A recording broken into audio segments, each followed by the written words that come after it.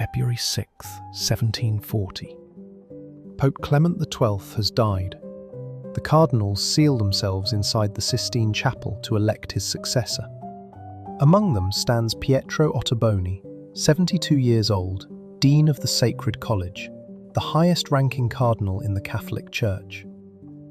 For days, the conclave drags on in the stifling heat. Ballots are cast, burned, cast again. Ottoboni is considered papabile, a serious candidate for the papacy itself. Then, suddenly, he develops a fever. Shaking, sweating, he withdraws from the conclave. 3 days later, he's dead. The irony would have been lost on no one. This man, who for 50 years had been Vice-Chancellor of the Holy Roman Church, Secretary of the Roman Inquisition, the institution that prosecuted heresy and sodomy, had lived openly with mistresses. According to the French philosopher Montesquieu, who visited Rome in 1728, Cardinal Ottoboni had fathered between 60 and 70 children. He had converted the Palazzo della Cancelleria into an opera house when the Pope banned public performances. His Monday night concerts were legendary throughout Europe. And his inner circle? Composers, painters, architects, many of them homosexual. The Vatican knew. All of Europe knew. And yet, for half a century, nobody stopped him. He wasn't just tolerated, he ascended. Cardinal Bishop of Sabina in 1725, Cardinal Bishop of Frascati in 1730, Dean of the Sacred College in 1738, and in February 1740, he came within days of becoming Pope himself. So here's the question. What did the Vatican really think of their sodomite cardinals? Pietro Ottoboni was born in Venice on July 2, 1667, into a noble family that would soon become one of the most powerful in Italy, but only because of what happened when he was 22 years old. His great-uncle, another Pietro Ottoboni, was elected Pope Alexander VIII in October 1689. The new pope wasted no time. On November 7th, he created his grandnephew a cardinal. On November 14th, the young man received the red hat. 22 years old, no theological training, no pastoral experience, pure nepotism, and everyone knew it. But here's what mattered. That red hat came with the office of Vice-Chancellor of the Holy Roman Church, one of the richest positions in the Vatican. The income was staggering, estimated at the equivalent of £5 million annually in modern terms. For 50 years, Ottoboni would hold that position without interruption. Even when Pope Innocent XII abolished the office of Cardinal Nephew in 1692, Ottoboni was the last person to hold it. The new rules didn't touch him. He was too powerful, too embedded, too useful. And from the beginning, he used that wealth and power exactly as you'd expect. He converted part of the Palazzo della Cancelleria into a private theatre. He hired the greatest composers of the Baroque era. He amassed a collection of over 500 paintings. He surrounded himself with artists, musicians, and architects who would define the cultural life of Rome for decades. Oh, and he started accumulating mistresses. And children. Lots of children. The Ottoboni family back in Venice was horrified, or at least they pretended to be. When Pietro accepted a role representing French interests at the Holy See without consulting the Venetian Senate, they struck back hard. The family was ceremonially erased from the Libro d'Oro, Venice's registry of nobility. Their properties were confiscated. The message was clear. You've chosen Rome over Venice. You've chosen power over family. You've chosen scandal over honour. Pietro didn't seem to care. He had the Vatican, and the Vatican had him. To understand what the Vatican thought of Pietro Ottoboni, you need to understand that there were layers to how he was perceived. Not just good or bad, not just tolerated or condemned, multiple, contradictory layers that existed simultaneously. The first layer was the most visible, the scandal of his sexual transgressions. This wasn't hidden. Ottoboni decorated his bedroom in the Palazzo della Cancelleria with portraits of his mistresses disguised as saints. There's a full inventory, almost 530 paintings, located by room. One of his most prominent lovers was Margherita Pio Zeno of Savoy, painted as a saint, hanging where he could see her every day. When Montesquieu visited Rome in 1728, he didn't have to dig for information. He simply wrote in his notes, between 60 and 70 children. 60 to 70. Let that sink in. This wasn't a rumour whispered in corners. This was common knowledge. Ambassadors reported it. Travellers noted it. The entire diplomatic corps of Europe knew that the Vice-Chancellor of the Holy Roman Church, the man who would later become Secretary of the Roman Inquisition, had fathered enough children to populate a small village. And it wasn't just the heterosexual affairs. Ottoboni surrounded himself with what contemporary sources describe as an extended circle of homosexual artists. The composer Arcangelo Corelli lived in the Palazzo della Cancelleria for over 20 years. Corelli's partner, the violinist Matteo Fornari, was never far from his side. When Corelli died in 1713, he left his entire estate to Fornari, and Ottoboni erected a princely tomb for Corelli in the Pantheon, the most prestigious burial site in Rome. The painter Francesco Trevisani lived in Ottoboni's household for nearly 4 decades. Sebastiano Conca, Sebastiano Ricci, the architect Filippo Juvara, all part of this circle. George Frederick Handel worked with Ottoboni between 1707 and 1710. Antonio Vivaldi composed for him. Alessandro Scarlatti premiered operas in his theatre. And here's the thing, contemporaries knew exactly what this circle represented. One modern scholar notes that many of Rome's influential homosexuals were present at his social gatherings and concerts. This wasn't speculation, this was documented reality. So that's the first layer. Open, flagrant, undeniable transgression. But there was a second layer, more subtle and more important. The performance of respectability. Because here's what Ottoboni understood perfectly. As long as he maintained the appearance of his ecclesiastical role, the cardinal's robes, the participation in ceremonies, the titles, the duties, his private life was negotiable territory. This wasn't hypocrisy in the modern sense. This was something more sophisticated, a system where everyone understood the rules of the game. Ottoboni showed up. He performed his duties as Vice-Chancellor with efficiency. He coordinated conclaves, 6 papal elections during his lifetime. He served as archpriest of multiple basilicas. He executed the administrative functions of his offices flawlessly. And in return, nobody asked too many questions about what happened in the Palazzo della Cancelleria on Monday nights. The sociologist Irving Goffman would later describe this as front stage versus backstage performance. Front stage.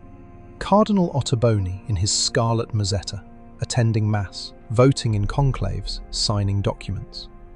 Backstage. Pietro Ottoboni with his mistresses, his artists, his theatre, his life of extraordinary luxury and freedom.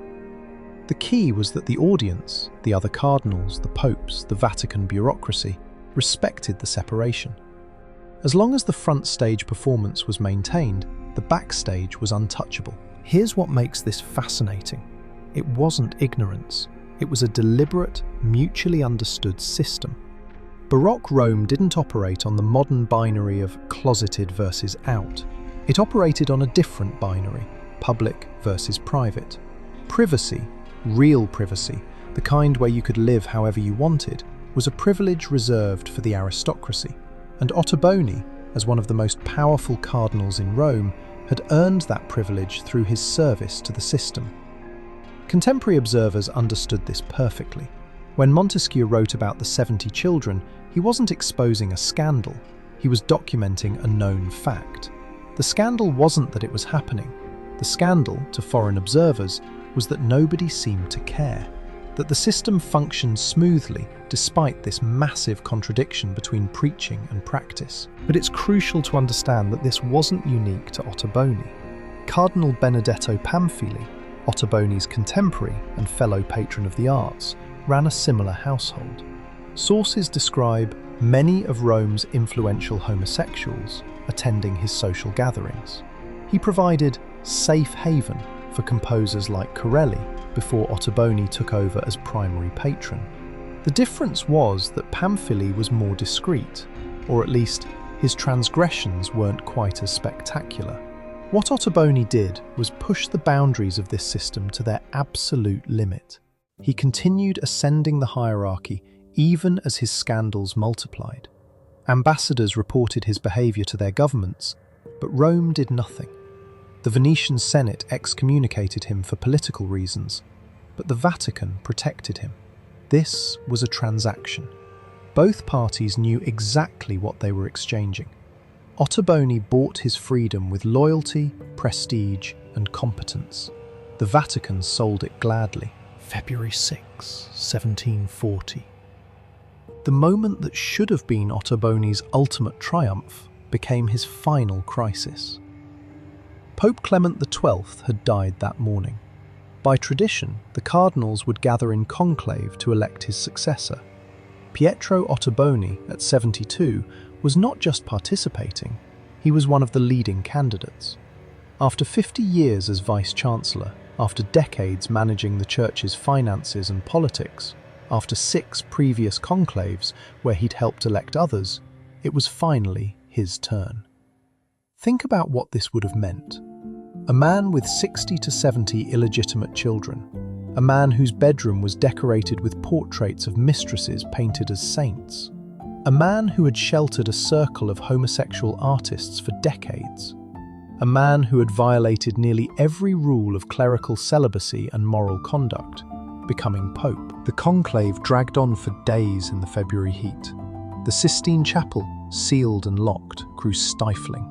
Ballot after ballot, no candidate reached the required majority. Ottoboni's chances seemed real.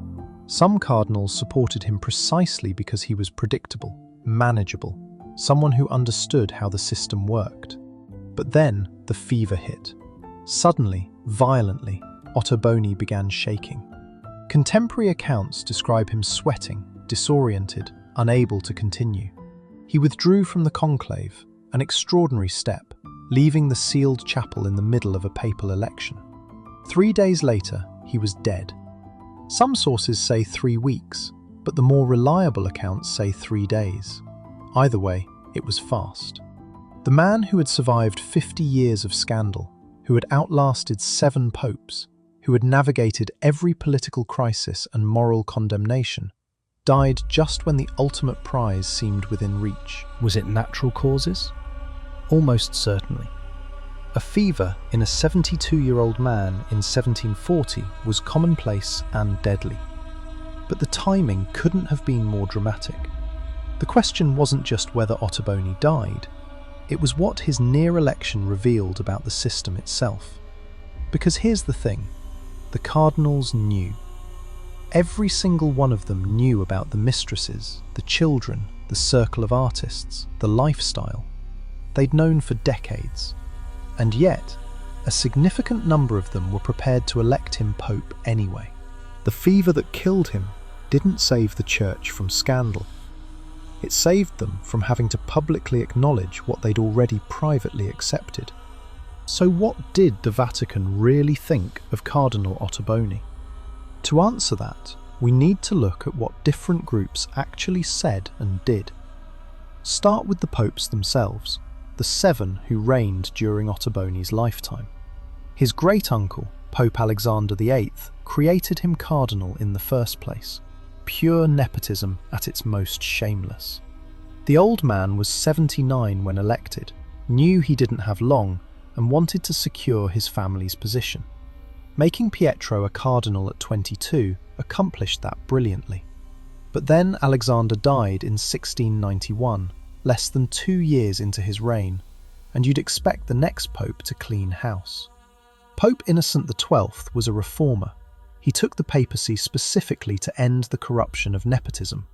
In 1692, he issued a bull abolishing the office of cardinal nephew entirely. The message was clear: no more family members getting rich off the church. Ottoboni was explicitly named as the last person to ever hold that title. And yet, the vice-chancellorship continued. The income, estimated at £5 million annually in modern terms, kept flowing. The protection remained absolute. Innocent XII, the great reformer, left Ottoboni completely untouched. Why? Because by 1692, Ottoboni had made himself indispensable. He managed the financial apparatus. He knew where every body was buried, where every account was hidden, how every mechanism of power functioned. Removing him would have destabilized the entire system. Pope Clement XI, who reigned from 1700 to 1721, presents an even more interesting case. Clement was personally devout, genuinely concerned with moral reform.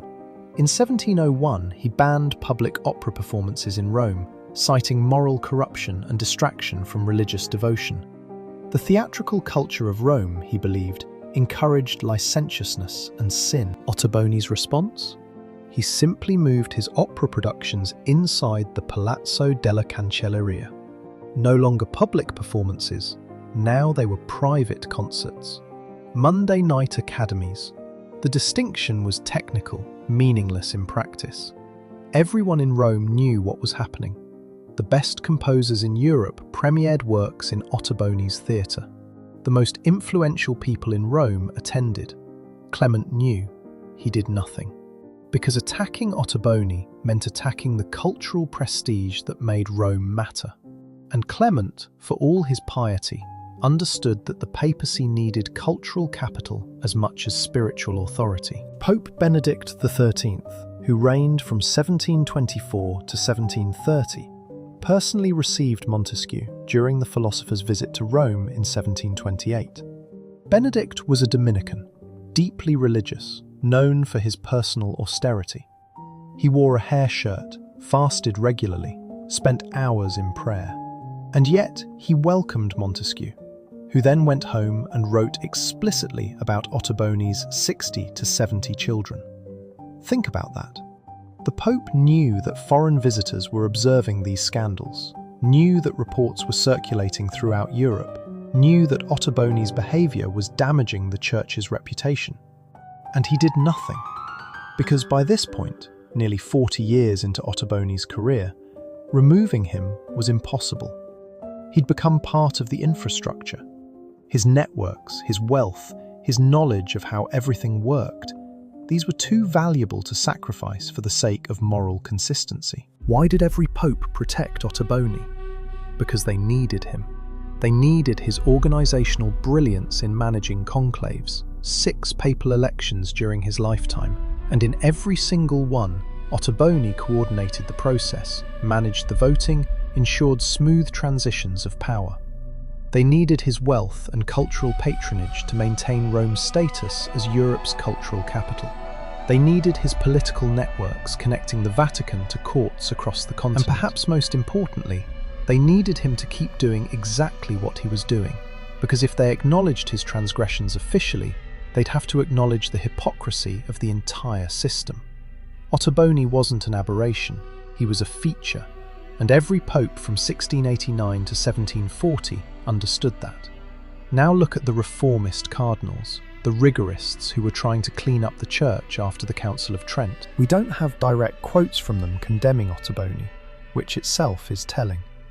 The Jansenist movement, which emphasised strict moral discipline, was at its height during his lifetime. Blaise Pascal's provincial letters, attacking Jesuit casuistry and moral laxity, were still being read and debated. These reformers should have been screaming about Ottoboni, but they weren't. Or if they were, their complaints left no mark on the historical record. Why? Probably because Ottoboni was untouchable. Attacking him meant attacking the entire system of papal patronage and nepotism. It meant challenging the popes who protected him. It was a battle they couldn't win. The foreign ambassadors, on the other hand, had no reason to stay silent. Montesquieu was blunt. 60 to 70 children. He didn't speculate, he didn't hedge. He stated it as fact, because it was common knowledge. The Venetian Republic, which maintains the most sophisticated diplomatic intelligence network in Europe, sent regular reports called relazioni back home. These reports covered everything happening in Rome, including scandals. If there are surviving relazioni from Ottoboni's era, and there likely are, buried in Venetian archives, they probably describe his household in vivid detail. For foreign observers, Ottoboni was proof of Roman hypocrisy. He was the punchline to jokes about clerical corruption. He was evidence that the Catholic Church preached one thing and practiced another. But they also couldn't help but be impressed. His concerts were spectacular, his art collection was magnificent, his cultural influence was undeniable. Then there were the artists and musicians in his inner circle. For them, Ottoboni was a saviour. Arcangelo Corelli had lived in his household for over 20 years, from 1690 until his death in 1713. The composer's relationship with Ottoboni was intimate, complex, and mutually beneficial. Corelli composed his greatest works in the Cancelleria. The famous Concerti Grossi, Op. 6, published posthumously, were products of this environment. When Corelli died, he left everything to Ottoboni, or more precisely, to Ottoboni and Corelli's longtime companion, Matteo Fornari. Contemporary sources describe Fornari as never far from Matteo's side for close on 20 years.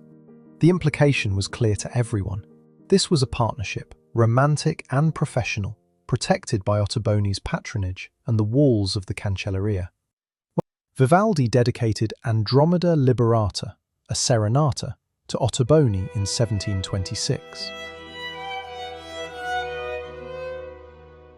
This was the year of Ottoboni's triumphal return to Venice after decades of exile. The Venetian Senate had finally relented, allowing him to visit. The choice of story, Andromeda freed from her chains, couldn't have been more symbolic. Ottoboni, freed from Venetian condemnation, returning in glory. George Frederick Handel worked with Ottoboni between 1707 and 1710, during the young composer's formative years in Italy. Handel premiered Il trionfo del tempo e del disinganno in Ottoboni's palace in 1707. The oratorio's themes, the triumph of time and disillusionment over beauty and pleasure, must have seemed almost satirical given the environment in which it was performed. Here was a work about resisting worldly temptation, premiered in a palace that embodied worldly luxury, patronised by a cardinal whose entire life was an ode to pleasure. But more than individual composers, what Ottoboni created was a space. The Palazzo della Cancelleria, particularly during the famous Monday night concerts, became a haven for artists who might otherwise have faced persecution. In an era when homosexuality could mean execution for common people, Venice had executed hundreds of men in the 15th and early 16th centuries for sodomy. Ottoboni's household was sanctuary. The painters tell a similar story. Francesco Trevisani, who lived in Ottoboni's household for nearly 4 decades, painted multiple portraits of the cardinal. These weren't just commercial commissions. They were products of a long, intimate relationship between patron and artist. Sebastiano Conca and Sebastiano Ricci also resided in the Cancelleria, part of Ottoboni's permanent household. The architect Filippo Uvara, who expanded the theatre between 1709 and 1710, was described in contemporary accounts as radiantly beautiful, coded language everyone understood. What did these artists think of Ottoboni? They saw him as more than a patron. He was protection, freedom, and legitimacy. As long as they were associated with Cardinal Ottoboni, Vice-Chancellor of the Holy Roman Church, their work had official sanction. Their lives, however they chose to live them, were shielded by his power. The gratitude was real, the dependence was absolute, and the understanding was mutual. Ottoboni gave them freedom and protection. They gave him cultural prestige and the illusion of redeeming grace. Their sublime art made his scandalous life somehow more tolerable, even admirable. He wasn't just a corrupt cardinal, he was a great patron of the arts. The art laundered the scandal. The Ottoboni family in Venice had a different view entirely. When Pietro accepted the role representing French interests without consulting the Venetian Senate, they erased him from the Book of Gold and confiscated his properties. This was political punishment, yes, but it was also moral condemnation. The family name had been stained. Their son had chosen Rome's corruption over Venice's honour, and yet they'd also benefited from his rise. When he was made cardinal, the family's status soared. The estates he purchased, the influence he wielded, all of this reflected back on them. They were caught between pride and shame, unable to fully embrace or fully reject what he'd become. And finally, consider the common people of Rome. We don't have their voices directly, but we can infer. Rome had a long tradition of pasquinades, anonymous satirical poems posted on statues throughout the city. These poems mocked the powerful, exposed scandals, and gave voice to popular resentment. Did they mock Ottoboni? Almost certainly. Did they resent the obvious double standard? Cardinals living in luxury and sexual freedom while poor men were executed for sodomy? Of course they did, but the absence of a popular uprising, the lack of riots or protests, suggests something else too. Resignation. This was simply how the world worked. The powerful did what they wanted. The church preached morality, but didn't practice it. What else was new? What's most striking is that all these groups, popes, cardinals, ambassadors, artists, family, common people, saw Ottoboni's transgressions and responded not with shock, but with acceptance. Shocked acceptance, perhaps, cynical acceptance, but acceptance nonetheless. The system wasn't broken. It was working exactly as designed. When Ottoboni died on February 23, 1740, his estate was in chaos. Despite 5 decades of enormous income, he died deeply in debt. The liquidation of his possessions took 12 years, 4 separate sales stretching from 1740 to 1752. Where did all the money go?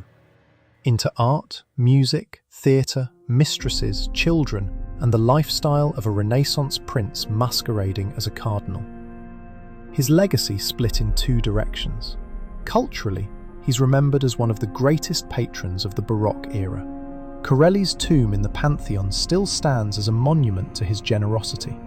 The compositions premiered in his theatre, works by Scarlatti, Vivaldi, Handel, are still performed today. The paintings he collected are now scattered across museums in Europe and America. Classical Connect calls him the greatest patron of his generation.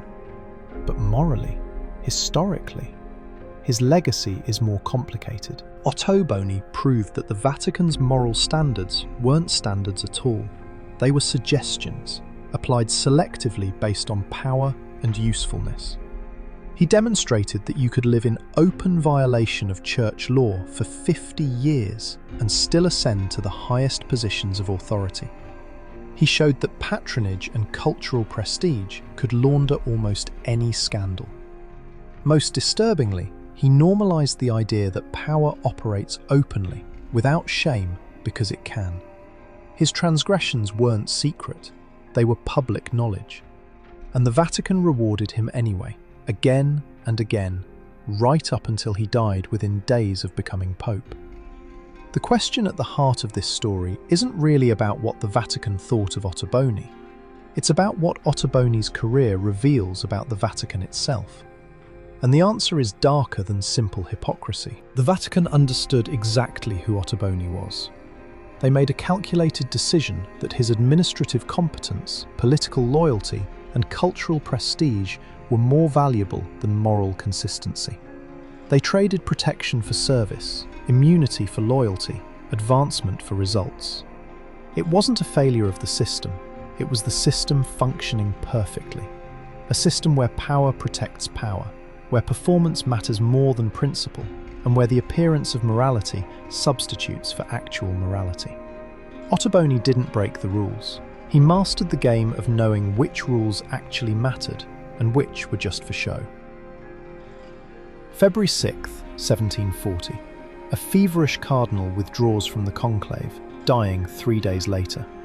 The man who came within a heartbeat of the papacy, carrying with him 60 to 70 illegitimate children, a household of homosexual artists, and 5 decades of open transgression.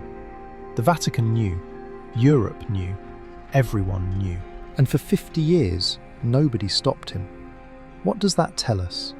That power, when sufficiently great, operates in the open. That scandals lose their power through repetition and normalization. That the question was never, is this acceptable, but rather, what are you worth to us? Pietro Ottoboni was worth more than the rules. And in the end, that's exactly what the Vatican thought of their sodomite cardinal.